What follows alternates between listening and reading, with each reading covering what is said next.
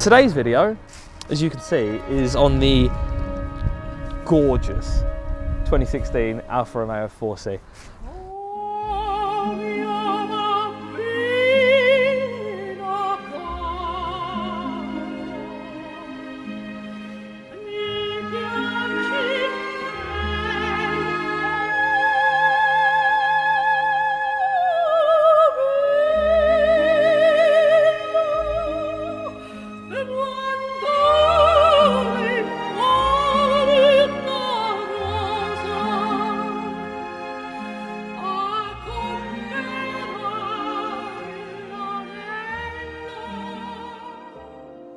We'll start with the exterior, as we always do in our videos, and quite controversially with this headlight design, as you can see here, finished in the exposed carbon fibre with the exposed bulbs. When the car was released in 2013, Alfa Romeo did release this headlight design as the standard item.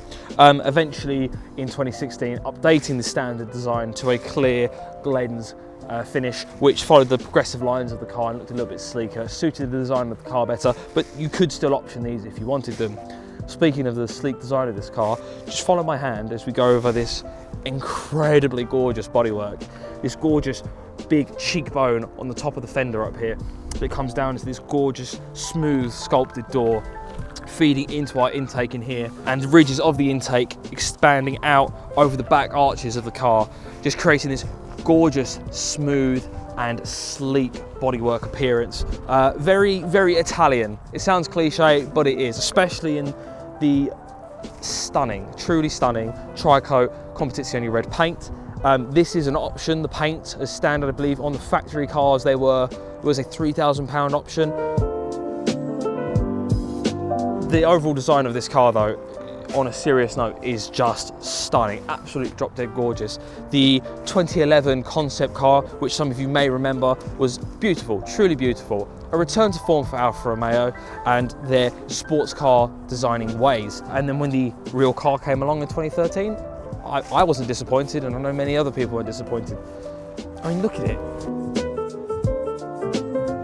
It's just such a unique shape, so wide and low and so curvy. It's very Italian, as I keep saying. And our example here particularly set off with the optional 18-inch black alloy wheels on the front and 19-inch fitment on the rear. With this gorgeous 5-hole design, starting off very thin and getting thicker as you get towards the other end of the circle. It's just a very pretty wheel to look at, especially with the red Alfa Romeo brake caliper behind.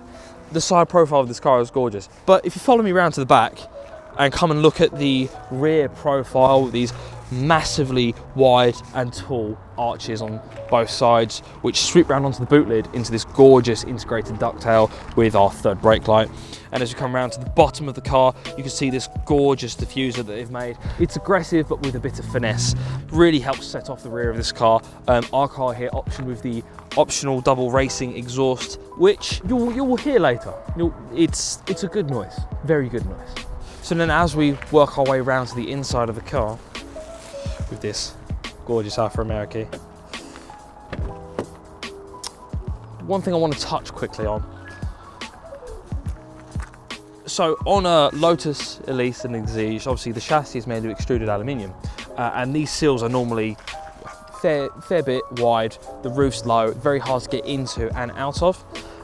Because this car is a carbon fibre monocoque, yes, it is still quite a high sill, but it's half the size of the sill found on a Lotus of any description. So getting in is as easy as 1, 2, 3.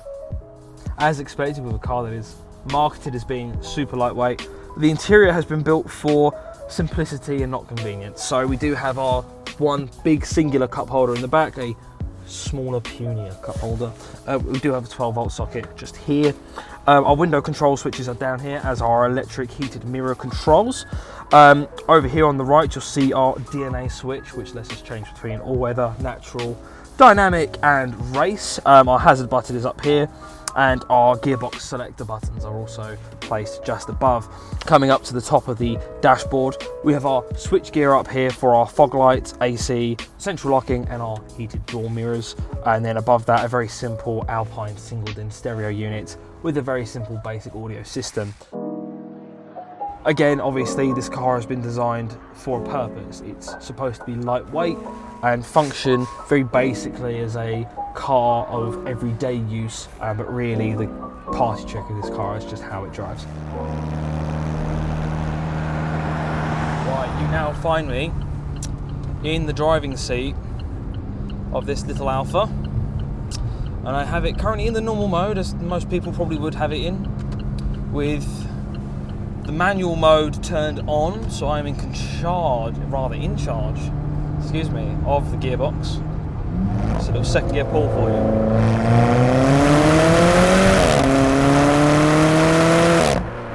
It has a lovely 1.8 litre turbo 4-cylinder engine, mated to Alfa Romeo's TCT dual clutch transmission, producing 237 horsepower and 258 foot-pounds of torque. The official 0 to 60 figure from Autocar was achieved in 4.4 seconds, so plenty quick. You really aren't left here thinking, ooh, do you know what, I could do with 300 horsepower or even an extra 50 horsepower. It's a very quick, and the car is instant. As soon as the turbo kicks on, you are propelling yourself very quickly down the road. The turbo in this car actually is relatively small, but has been designed to promote power being transitioned from about 2300 RPM up to about 5,000. So all your mid-range, you have a really nice big wall of torque to ride on. It really is a very, very dynamic car. And yeah, I mean, straight away on the road, without the power steering, I've got incredible feedback through the seats and through my hands, through the steering wheel. I know exactly where the nose of this car is at all times, and I know exactly where the rear of this car is at all times. I can feel every little bit of power going through the back of this car, and I know exactly, well, if or exactly when the car will want to step out.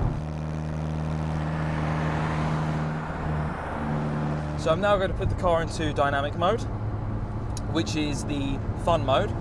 There is a race mode, but we're not going to put it into race mode. What race mode actually does is completely turn off all stability and driver aids, and according to Alfa Romeo, only engages them when total loss of grip is imminent, i.e. the car has a G sensor on board. When it detects aggressive lateral grip left or right, it will engage the traction control to stop you from completely spinning, or at least help you slow down if there's no recovery. The dynamic mode we find ourselves in does a few things. Traction control stays the same. It does loosen it up slightly to allow more lateral drift, basically meaning when you're going around a corner, it lets the car maneuver a little bit and wiggle a little bit, just to give you a little bit more fun. But there is a limit, and if you go over that limit, the car will pull you back. The car also utilises its electronic Q2 differential, which remains active during dynamic setting. In the natural mode, we get a much more tame driving experience, akin to that of a Grand Tourist specification, according to what Alfa Romeo was saying, so that you can drive it pretty much every day. It'll be a bit more comfortable, a little less boisterous, to use it as a daily driver, which when you have a carbon fibre Italian sports car, you want to drive it every day. Our last mode on the DNA switch is A, which is known as all-weather. That severely restricts the power of the car and the powertrain, the gearbox, creating a much smoother, much more gentle driving experience, so that if you do find yourself in adverse weather conditions and you get on the throttle, it's not going to make the car snap out or behave in a way which potentially would cause a crash. But as I said, we're in dynamic, so we're going to press the manual button. I'm going to get on the brakes, I'm going to drop a gear, I'm going to drop another gear, and turbo's away. Oh wow, oh wow. Yeah, we don't need any more horsepower. Tales are told of Italian sports cars with V6s, V8s and V12s that sing to the heavens, and almost like an opera. Now, this is not an opera, but what this does remind me of are the old school rally cars of the 80s and 90s from Lancia and Audi. Pretty much everything from that era with a Larry turbo that chatters away and barks as it comes past you at full chat. That is what this car sounds like. And to be honest, I think that's better. The car has its own personality. It's not trying to be anything or like anyone. It is just an Alfa Romeo 4C. It is Larry when it wants to be. It is tame when it wants to be. I have the turbo intake right next to my ear. Even with the windows up, every time I'm on throttle, you can hear the turbo spool up. You get off the throttle, it starts to chatter. It starts to just let you know that yes, you are turbocharged, but I'm going to let you know you're turbocharged. We're going to have a load of fun and do stuff like this.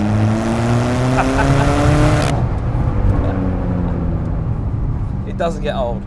But what does get old is the ride. I've got to be honest, I love the way this car drives. The trick suspension setup on this is very, very clever. The front suspension assembly is a double wishbone with the rear assembly being a McPherson style strut. However, it's been quite heavily redesigned to suit this car's design and to allow for caster and camber adjustment. Yeah, the ride is firm, I've got to be honest. It's not stiff. I should probably stress that. Going over bumps, it is a hard hit, but the suspension is very compliant. It's hard to explain, but if you've ever been in a car with aftermarket racing suspension, or potentially even in something like a more track focus or even a race car, it's a very similar experience of where you go over a bump and you move the car moves and you move with the car, but the car isn't unsettled, which is what I mean by it's compliant. It is firm and you do feel it, especially with these very stiff fixed carbon bucket seats. You do feel the car moving, but it is compliant. It's not going to wear on you dramatically, and is more than comfortable enough for motorway driving, considering what the platform of this car is. I mean, by the equivalent standards, if you're going for something like a Lotus Elise, which this will go faster than in base trim,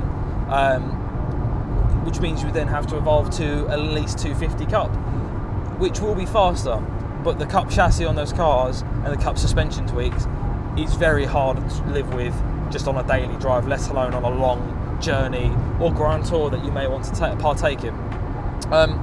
So yeah, it is a great experience, and it really, Alfa have, although they say it's up against the Lotus Elise and I suppose subsequently now the Alpine A110, it does have its own niche, I think, especially being a carbon fibre tub. I mean, how many cars can say that they have a carbon fibre tub for less than 60 grand?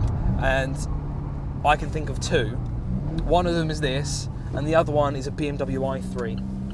Just put that into perspective.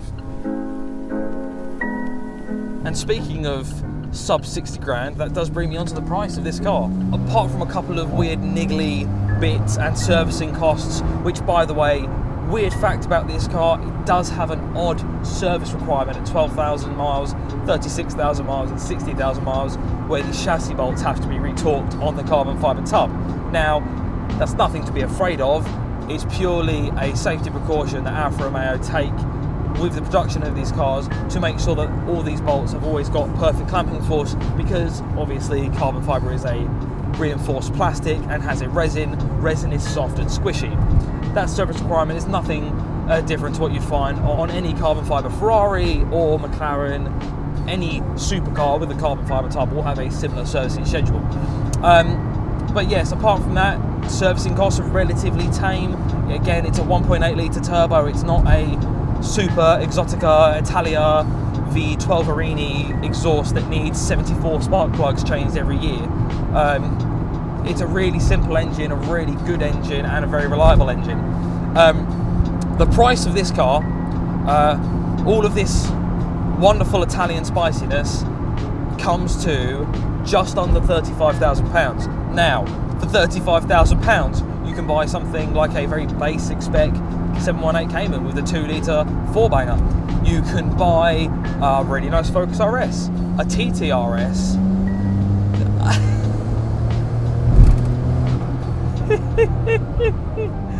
How good is that noise? I'm sorry, I've lost track. So yes, for 35 grand, you could buy a Cayman, you could buy a Lotus Elise.